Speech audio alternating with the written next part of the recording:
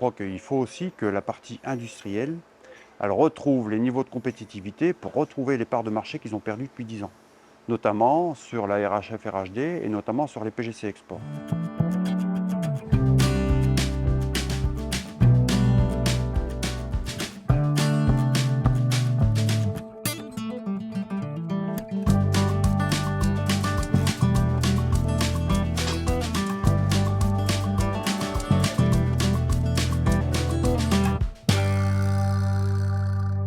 Bonjour tout le monde, donc Gilles Durlin dans le Pas-de-Calais. J'ai 58 ans, j'ai avec mon épouse 4 enfants, dont un qui s'installe avec moi en ce moment, peut-être un deuxième qui va aussi être producteur de lait à l'avenir. Nous avons une exploitation avec 80 vaches laitières, 110 hectares, donc la moitié de la ferme qui sert à nourrir le troupeau, l'autre moitié en culture de vente, pommes de terre, betteraves, blé essentiellement. La ferme ici est engagée sur plusieurs thématiques, hein. Une partie en vente directe, c'est-à-dire on transforme une partie de notre lait en beurre, en crème, qu'on les vend directement à des clients. L'ensemble de la ferme, elle est inscrite dans une dynamique de recherche d'efficience carbone, c'est-à-dire avec le label bas carbone, la ferme laitière bas carbone développée par la FNPL et puis par le CNIEL. Donc là, on a depuis 5 ans maintenant entamé une démarche de réduction de l'impact carbone de l'exploitation. On espère avoir une diminution à peu près de 600 tonnes de CO2 à l'échelle des 5 ans pour l'effectif de 80 vaches. Donc c'est un effort qui est ambitieux et qui est atteignable. Hein. Je veux dire, l'audit final il sera fait donc en 2026. Et là, on est à peu près dans la bonne courbe pour obtenir le résultat final. Quels sont les leviers que tu as mis en place sur ta ferme? Oh, bah, c'est les leviers qui sont couramment utilisés par beaucoup de producteurs de lait, hein, quelles que soient les zones en France.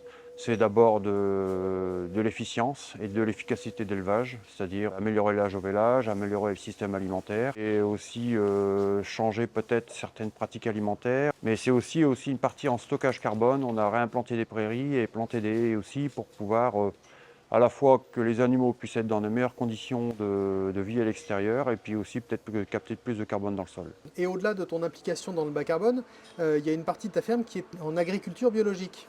Voilà, donc étant donné qu'on nourrit le troupeau avec de la luzerne, en partie, donc on a profité de la rotation avec la luzerne pour convertir 30 hectares de terre en culture biologique. Donc il y a une partie de l'exploitation qui est sur une rotation luzerne avec culture biologique aussi. Et ça me permet à la fois de peut-être d'améliorer certaines pratiques, puis d'être peut-être aussi à la recherche de pratiques nouvelles que je teste sur mes cultures biologiques, que j'espère peut-être pouvoir mettre en place sur les cultures standards, quoi. À la FNPL, tu es administrateur, tu es au bureau et tu es président de la commission économique de la FNPL. Oui. Le projet de la FNPL de la nouvelle mandature, c'est d'arrêter de perdre du lait et si possible de retrouver le volume de 24 milliards produits annuellement qui était le cas il y a quelques années. Comment est-ce que tu vois ton rôle dans tout ça? Moi, je suis un entrepreneur, mais collectivement, j'ai vraiment le goût d'entreprendre. Donc, je crois que ce n'est pas un projet seulement de l'agriculteur, c'est aussi un projet des agriculteurs à travers toute la filière, à travers tout le territoire, mais c'est aussi un projet de filière.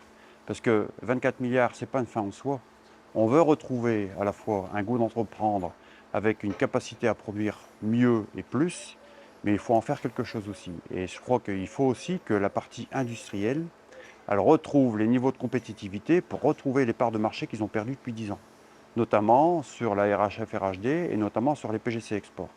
Parce que je pense qu'il y a beaucoup maintenant de ces marchés-là qui ont été repris par nos concurrents européens ou étrangers, essentiellement parce que les usines dans les autres pays que la France sont plus compétitifs et apportent peut-être des produits moins chers pour ces marchés-là.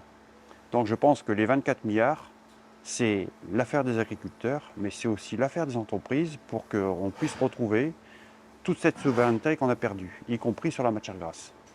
Et je pense que la matière grasse, on sait très bien que la France et les Français adorent le beurre, adorent la crème laitière.